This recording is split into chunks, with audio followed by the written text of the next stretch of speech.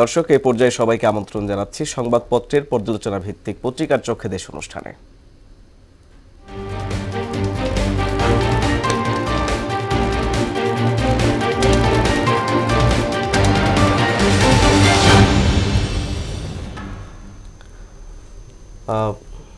দর্শক, আজকের অনুষ্ঠানের অতিথি মোহনা টেলিভিশনের যুগ্ম বার্তা সম্পাদক নাসির উদ্দিন।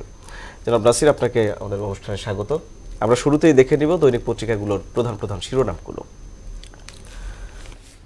দৈনিক প্রথম আলো, গুম হন নারীরা, রেহাই পায়নি কোলের শিশুও। সুবর্ণ যুগের প্রতিশ্রুতি ট্রাম্পের। দৈনিক ইত্তেফাক, যুক্তরাষ্ট্রের স্বর্ণযুগ শুরু, বিদায় বেলায় আগাম ক্ষমা ঘোষণা করলেন জো বাইডেন। সংস্কার প্রস্তাবে একমত হলে জুলাই সনদে স্বাক্ষর করতে দলগুলোকে অনুরোধ করা হবে, ডক্টর ইউনূস।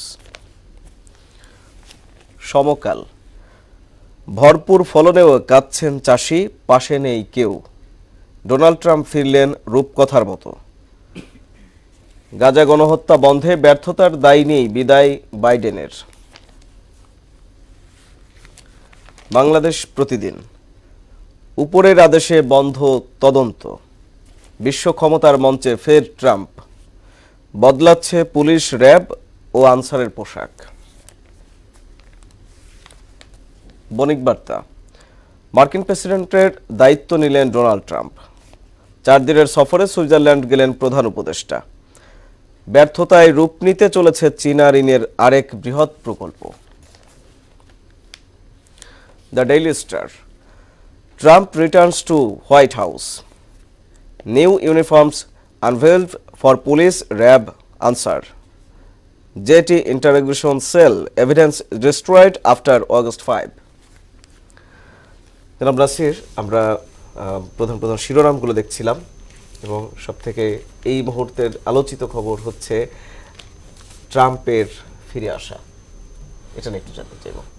হ্যাঁ, গত সোমবার রাতেই মধ্যরাতে তার অভিষেক, দ্বিতীয় দফায় তিনি যুক্তরাষ্ট্রের মসনদে 47তম প্রেসিডেন্ট হিসেবে শপথ নিয়েছেন এবং শপথ নেওয়ার পর তিনি যে অভিষেক ভাষণ, সেখানে তিনি বলেছেন যে যুক্তরাষ্ট্রের স্বর্ণযুগ ফিরবে, আবার তার হাত ধরেই এখন থেকেই স্বর্ণযুগ ফিরবে এবং তিনি আমেরিকার সম্মান ফিরিয়ে আনা, আমেরিকার যে মহান সেই মহান সম্মানের বিষয়টিকে তিনি গুরুত্ব দিয়েছেন যে তিনি ফিরিয়ে আনার জন্য যে ধরনের পদক্ষেপ নেওয়া দরকার সেটা নেবেন। এবং সেই পদক্ষেপের প্রথমে আমরা যেটা দেখছিলাম, তিনি আসলে তার জন্য কিছু চ্যালেঞ্জও তো আছে এই মুহূর্তে। সেই চ্যালেঞ্জ ঘরে এবং ঘরের বাইরেও আছে। ঘরের ভিতরে ধরুন অর্থনৈতিক যে সংকট, অভিবাসী সংকট, এইসব সংকটগুলোকে তাকে সামলাতে হবে এবং সেইগুলোর পাশাপাশি তিনি যুদ্ধবিধ্বস্ত এক বিশ্ব, সেগুলোর সঙ্গে তো যুক্তরাষ্ট্রের এক ধরনের, যেহেতু বিশ্বের সবচেয়ে ক্ষমতাধর রাষ্ট্র, তাদেরও সেটা নিয়ে সবসময় দেখছি যুক্তরাষ্ট্র সেগুলোকে যুদ্ধের বিষয়গুলোতে তাদের ভূমিকা থাকে। হ্যাঁ, সেই বিষয়গুলোতেও তার সামলাতে হবে। তবে সব কিছুকে পাশ কাটিয়ে তিনি যে পদক্ষেপ নেওয়া শুরু করে দিয়েছেন এবং শপথ নেওয়ার সঙ্গে সঙ্গে তিনি বেশ কিছু পদক্ষেপ নিয়েছেন, যেটির ভিতরে আমরা বলতে পারি যে বাইডেন আমলের 70টির বেশি, 78টির মতো তিনি সিদ্ধান্তকে তিনি বাতিল করেছেন এবং ক্যাপিটাল হিলে যে দাঙ্গায় 150 জনকে ক্ষমা 50 জনকে ক্ষমা করে দিয়েছেন, সেই আদেশে তিনি সই করেছেন। এবং দেখছিলাম যে যুক্তরাষ্ট্র এবং মেক্সিকো সীমান্তে জরুরি অবস্থা জারি সহ বেশ কিছু পদক্ষেপ তিনি ইতিমধ্যেই সঙ্গে সঙ্গে নেওয়ার শুরু করে দিয়েছেন। অর্থাৎ তিনি বলেই আগেই থেকেই ধারণা করা হচ্ছিল যে যখনই প্রেসিডেন্ট ডোনাল্ড ট্রাম্প তার শপথ নেবেন বা অভিষেক হওয়ার পরেই বিশ্ব এক ধরনের ভিন্ন পথে শুরু করবে, তার ব্যাপক প্রভাব পড়তে শুরু করবে। সেটাই কিন্তু হয়েছে। আমরা গতকালকেও দেখছিলাম যে তার প্রভাব ঘিরে, তার অভিষেক ঘিরে অন্যান্য বিশ্ব যাদের সাথে যুক্তরাষ্ট্রের কিংবা পুরো বিশ্বের সঙ্গে এক ধরনের ক্ষমতার বা এক ধরনের সম্পর্কের, অর্থনৈতিক সম্পর্ক বলি কিংবা ক্ষমতার সম্পর্ক বলি, যুদ্ধ বিধ্বস্ততার দিক থেকে বলি, সব দিক থেকেই এক ধরনের হিসাব নিকাশ শুরু হয়ে গেছে। সেই হিসাব নিকাশের প্রতিফলনও ডোনাল্ড ট্রাম্পের শপথ নেওয়ার পরপরই আমরা দেখছিলাম না, হ্যাঁ, যে ধরনের হিসাব নিকাশ ছিল তার প্রতিফলন শুরু হয়ে গেছে। আমি এর সঙ্গে একটু আরেকটা বিষয় জুড়ে দিতে চাই, সেটি হচ্ছে যে বাংলাদেশের সাধারণ জনগণ অনেকটাই আতঙ্কিত ট্রাম্পের বিষয়ে, যে না, ট্রাম্প সরকার আসলে বাংলাদেশের সঙ্গে সম্পর্কটা খুব একটা ভালো থাকবে না বা ট্রাম্প প্রশাসন বাংলাদেশকে খুব একটা ভালো চোখে দেখবে না। এই বিষয়টাকে আপনি কিভাবে দেখবেন?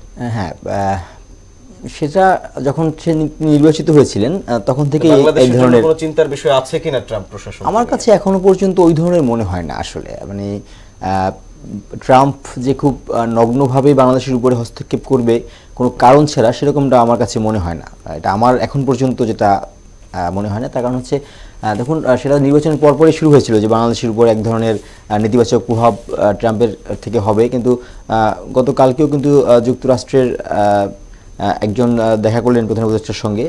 দেখা করার পরে বাংলাদেশ সরকারকে, অন্তর্বর্তী সরকারকে তাদের যে প্রতিশ্রুতি, তাদের যে সহযোগিতার প্রতিশ্রুতি, সেটি পুনর্ব্যক্ত করেছেন যুক্তরাষ্ট্রের পক্ষ থেকে।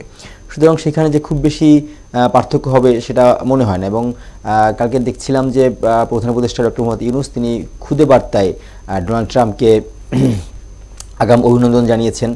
সব কিছু মিলিয়ে আসলে বাংলাদেশ নিশ্চয়ই যুক্তরাষ্ট্রের সঙ্গে এমন কোনো পদক্ষেপ এই মুহূর্তে যাবে না যে পদক্ষেপগুলোর ক্ষেত্রে বাংলাদেশ যুক্তরাষ্ট্রের সাথে সম্পর্কের ক্ষেত্রে কোনো ধরনের বাধা বিপত্তিতে পড়ে। কারণ আমাদের সঙ্গে যুক্তরাষ্ট্রের সম্পর্ক ব্যবসায়িকভাবে হোক, যে কোনোভাবেই হোক, অত্যন্ত আসলে অনেকভাবেই ঘনিষ্ঠ সম্পর্ক আছে। সেই সম্পর্কের ক্ষেত্রে বাংলাদেশ নিশ্চয়ই এমন কোনো পদক্ষেপ দিতে চাইবে না যেটা যুক্তরাষ্ট্রের পক্ষ থেকে কোনো ধরনের বাধার মুখে পড়তে হয়। এবং ডোনাল্ড ট্রাম্পও যে বাংলাদেশ সম্পর্কে এই ধরনের কিছু করবে, সেটা যদিও তিনি টুইট বার্তায় যখন নির্বাচিত হয়েছিলেন তখন এক ধরনের ভিন্ন ভিন্ন কথা আসছিল, তবে এই কয়েকদিনের ব্যবধানে, এই 2 মাসের ব্যবধানে কিন্তু সে ধরনের কোনো পদক্ষেপ দেখা যায়নি। এবং ডোনাল্ড ট্রাম্পের কোনো বক্তব্য বা কোনো বক্তব্য কিন্তু বাংলাদেশ সম্পর্কে কোনো ধরনের এখনো পর্যন্ত কিছু উঠে আসেনি। আমার মনে হয় না যে যুক্তরাষ্ট্র তাদের সম্পর্কের ক্ষেত্রে তাদের যে স্ট্র্যাটেজি, সেখানে বাংলাদেশকে ঘিরে বড় ধরনের কোনো চিন্তা করে নেই। আচ্ছা জনাব নাসির, আমরা বাংলাদেশ প্রতিদিনের একটা শিরোনাম পড়ছিলাম, বদলাচ্ছে পুলিশ, র্যাব ও আনসারের পোশাক, এবং এটি হচ্ছে যে এক প্রকার বলা যায় খুব আলোচিত, এবং সোশ্যাল মিডিয়ায় এটা নিয়ে কিন্তু ব্যাপক একটা ঝড় চলেছে বা চলছে। হ্যাঁ, বদলে যাচ্ছে আসলে। 5 আগস্টের পরে বিশেষ করে কালারগুলো নিয়ে অনেক বেশি সমালোচনা হচ্ছে। হ্যাঁ, কালারগুলো নিয়ে সমালোচনা হচ্ছে। কালারগুলোতে আসলে এটা সোশ্যাল মিডিয়ায় এক ধরনের সমালোচনা। তবে হ্যাঁ, কালারের সঙ্গে সম্পর্ক থাকতে পারে, মনের মানসিকতার সম্পর্ক থাকতে পারে। আমি যদি আসলে পোশাকের সঙ্গে এক ধরনের সম্পর্ক থাকে, সেটা খুবই আমার কাছে গৌণ। আমার কাছে এটা মনে হয় পোশাক পরিবর্তন মূলত এক ধরনের ট্রমা থেকে বের করে নিয়ে আসা।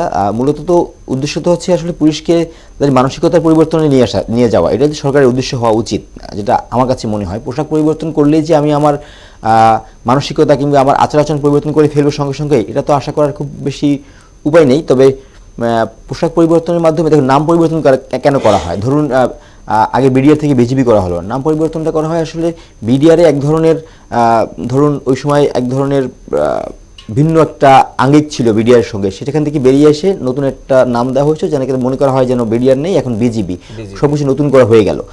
পোশাকটা যেটা আপনি এখন সামনে, আমার চোখের সামনেও আছে, যে পোশাকটা পাল্টে ফেলা হলো, তার মানে কি সঙ্গে সঙ্গে কি আমার মানসিকতার পরিবর্তন চলে আসবে? সেটা চিন্তা করতে হবে। পোশাক পরিবর্তনে এক ধরনের ঠিক আছে, বাট সাধারণ জনগণ এটা নিয়ে অবশ্যই অনেক বেশি সমালোচনা করছে পোশাকের রঙে নিয়ে মানসিকতা পরিবর্তনটা দরকার। সেটা কেন জরুরি, কোথায় জরুরি, কিভাবে সেটা করা দরকার, সেটা একটু কথা বলতে চাই। দেখুন, যেমন ধরুন আমি পোশাক পরিবর্তন করে ফেললাম, কিন্তু আমার এই যে ধরুন বিগত সরকারগুলোর সময় যে ধরনের পুলিশ কিংবা র্যাব যেভাবে ব্যবহৃত হয়েছে, সেটা কিন্তু পুলিশকে ব্যবহার করা হয়েছে। হ্যাঁ, আপনি যদি সরকার হিসাবে, আপনি যে সরকারই হন না কেন, আপনি যদি সরকার হিসাবে বা নির্বাহী আদেশের মাধ্যমে পুলিশকে ওই ধরনের কোনো কর্মকাণ্ডে সম্পৃক্ত না করেন, যে কর্মকাণ্ডগুলো পুলিশের দায়িত্ব না, ধরুন আপনি রাজনৈতিক নেতার কোনো পারপাস সার্ভ করা, রাজনৈতিক পারপাস সার্ভ করা, সেটা পুলিশের দায়িত্ব না। পুলিশের দায়িত্ব হচ্ছে সে আইনের আলোকে চলবে, এবং পুলিশকে দেখা যাচ্ছে অবশ্যই তার জায়গায় সোচ্চার থাকতে হবে। আমরা একেবারে শেষ পর্যন্ত চলে এসেছি। আপনাকে অসংখ্য ধন্যবাদ আমাদের সঙ্গে যুক্ত হওয়ার জন্য।